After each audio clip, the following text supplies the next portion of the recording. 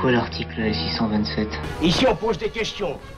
On n'y répond pas. Ici, t'as la police, ici. Ferme-la, ta gueule. J'aimerais que vous parliez autrement. Pourquoi? Parce que vous êtes commissaire? Bonjour messieurs, police judiciaire. Police. Brigade des mineurs. Police. Pourquoi t'as fait flic? Je sais pas, à cause des films. À cause des films, c'est vrai que c'est peut-être le héros ou l'anti-héros, parfois le plus récurrent du cinéma et de la télévision, le flic sur écran, parfois assez loin du quotidien. Alors comment dialogue la fiction et la réalité? C'est le Forum des images à Paris qui se penche là-dessus. À partir d'aujourd'hui, ça dure jusqu'au 30 novembre, avec des films, des documentaires, des débats auxquels participent nos deux invités. Bonjour Hugues Pagan. Bonjour. Vous êtes ancien policier, aujourd'hui écrivain et scénariste notamment de la série Mafiosa. Bonjour Yannick Dagneau. Bonjour. Vous êtes toujours policier, porte-parole du syndicat Unité SGP Police. Alors avant de parler de ce cycle, Yannick Dagneau, puisqu'on vous a sous la main, j'aimerais quand même connaître votre réaction au rapport Baudis sur le contrôle aux faciès avec diverses propositions, un retour des matricules, meilleur encadrement, des palpations de sécurité, expérimentation. Ça reste flou sur le récépissé de contrôle d'identité. Qu'est-ce que vous dites de tout ça ? Alors, je vais commencer tout de suite sur le récépissé de contrôle d'identité, puisque c'est ce qui fait le plus parler. Oui. C'est ce qui nous a fait beaucoup travailler. On a été la seule organisation syndicale policière à aller échanger avec les professionnels, avec l'expérience menée dans une ville espagnole, dans une ville de la banlieue de Madrid. Et pour cela, nous avons pris une position, réfléchie, à savoir que pour nous, la priorité, c'est pas l'expérimentation ou le récépissé de contrôle d'identité mis en place. C'est surtout une priorité à remettre le policier, le gardien de la paix, vers les racines de son métier, qui est le dialogue avec les citoyens, qui est la prévention, la dissuasion et la répression, parce qu'il n'y a pas de mauvais policier qui font uniquement de la répression.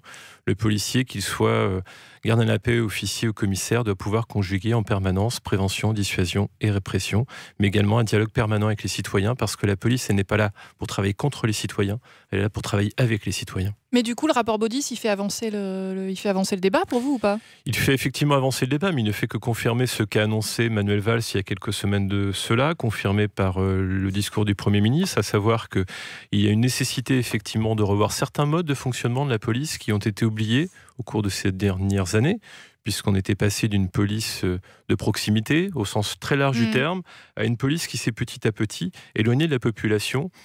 Effectivement, en 2005, il y avait besoin de fortes interventions rapides pour traiter les problèmes de violences urbaines, notamment dans les banlieues.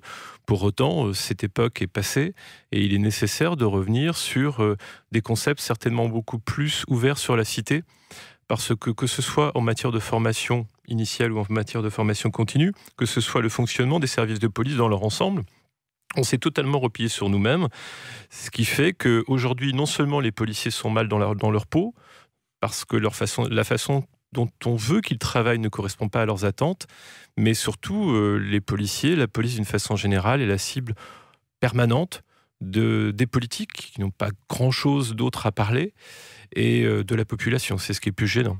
Donc en tout cas, le débat, on l'a compris, est loin d'être clos. Il va continuer. Hugues Pagan, vous qui êtes, entre guillemets, rangé des voitures, quel regard vous avez sur ce type de débat aujourd'hui, en tant qu'écrivain, en tant que scénariste ? En tant qu'écrivain et scénariste, c'est une autre question. Mais en tant que citoyen, parce que je suis aussi un citoyen de ce pays, en tant qu'ancien policier, je ne peux qu'être d'accord fondamentalement avec ce qui vient d'être dit. Je veux dire, ça me paraît être... J'aime pas tellement le terme de recentrage, parce que je pense que c'est une démarche qui est tout à fait... et je trouve formidable qu'un syndicat tienne ses propos. Je veux dire, ça me paraît une claire évidence qu'on a oublié un certain temps, ne serait-ce qu'à cause d'une certaine dérive, on a oublié que les policiers faisaient partie d'un service public. Et que par voie de conséquence, ils étaient au service des citoyens. Je veux dire, beaucoup plus qu'au service de tel ou tel homme politique ou faction. Je veux dire, cette démarche me paraît extrêmement positive. Que fait la police ? C'est donc le titre d'un cycle organisé au Forum des images à Paris. Quand on est policier, Yannick Dagneau, qu'est-ce qu'on pense de l'image de la police dans la fiction ? Je sais que c'est parfois un peu tendu. Écoutez, il y a du tout et du n'importe quoi. Il y a des super experts qui vont résoudre à partir d'un pixel d'une photo une grosse affaire criminelle. Et puis, il y a des fictions qui se rapprochent effectivement de la réalité. Alors, le dernier film que j'ai vu, c'est Police. Ouais, de Mayouen. Mon épouse n'est pas du tout policière. Elle est de la société civile. Et elle a découvert au travers de ce film-là ce que j'ai vécu ces dernières années, parce qu'effectivement, je suis syndicaliste, mais je ne suis pas pas un baron ou un roi du syndicalisme. J'ai exercé 20 ans sur la voie publique, que ce soit en sécurité publique. J'ai commencé en gardien à paix avec le képi sur la tête et le matricule sur la vareuse en 1985. Puis après, j'ai eu la chance de devenir plongeur à la brigade fluviale de Paris, pardon. Et enfin, j'ai travaillé sur, non pas en police judiciaire, mais en groupe de recherche sur l'antiterrorisme. Et j'ai pu, au travers de ce film Police, redécouvrir, effectivement, avec beaucoup de sel et de poivre autour, la vie d'un groupe qui travaille 24 heures sur 24 ensemble, qui vit 24 heures sur 24, qui part en déplacement, qui sait quand il part, qui ne sait jamais quand est-ce qu'il revient.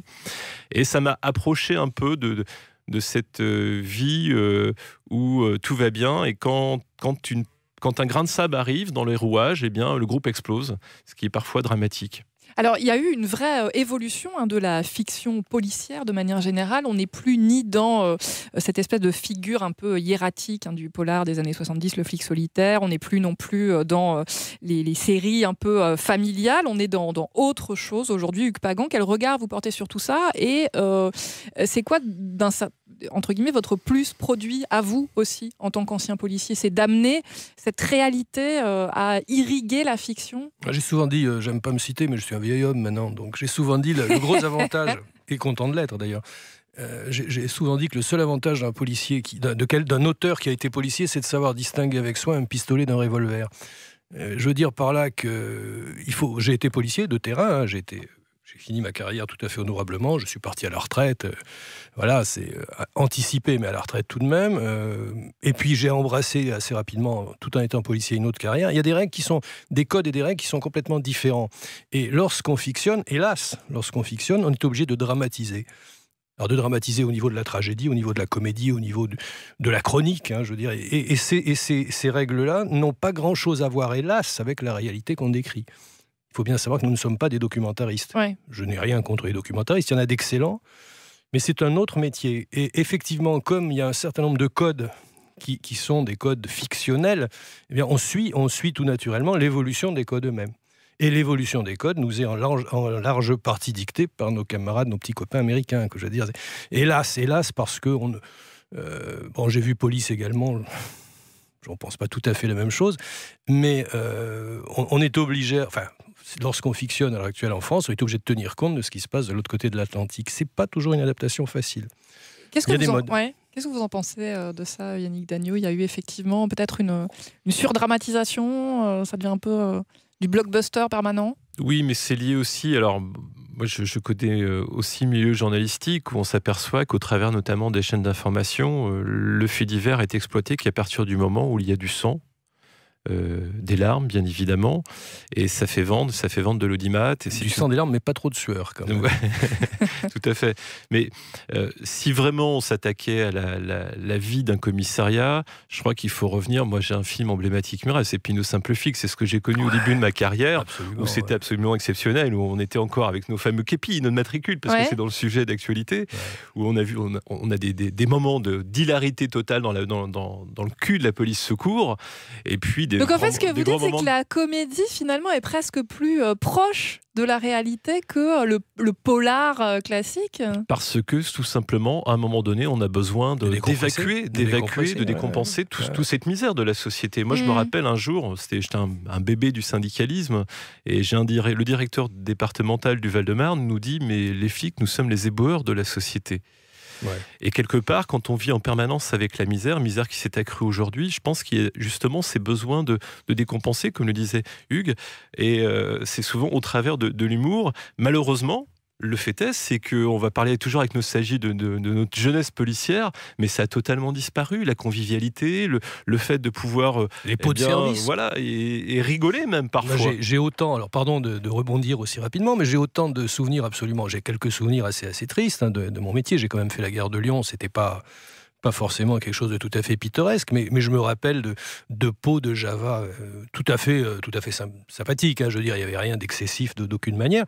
Mais j'ai essayé, il y a quelques années, lorsque j'ai fait un truc qui s'appelait Police District, j'ai essayé de rendre compte, alors je suis très prudent, de rendre compte de manière aussi objective que possible de la réalité. Et j'avais dit, il y avait plein de moments où on s'est marré. Et on m'a expliqué, on m'a dit, mais les comédiens français ne savent pas jouer la comédie. Oui. Voilà, alors, et je leur ai dit, mais attendez, c'est un comédien normalement. Mais ils savent dans le tragique. Alors effectivement, ça demande un froncement de sourcils, etc. Mais dans la comédie, ils savent pas faire. Et c'est dommage parce que j'ai des souvenirs absolument hilarants de mes hommes abattant une vache. Enfin, des trucs absolument extraordinaires qui font hurler de rire. Ça demanderait un quart d'heure de. Et dans une ambiance où quand même on s'aimait entre nous, quoi. Je veux dire, il y avait toujours des dissensions, des zizanies, etc. Mais il y avait une vraie convivialité, une vraie entente, fondamentalement. Eh bien, écoutez, ça sera la chose à laquelle je ne m'étais pas forcément attendue, c'est que finalement, la police, c'est aussi, d'une certaine manière, une comédie, pas tout le temps, Une grande famille. évidemment. Merci beaucoup, Hugues Pagan. Merci Yannick Dagnaud,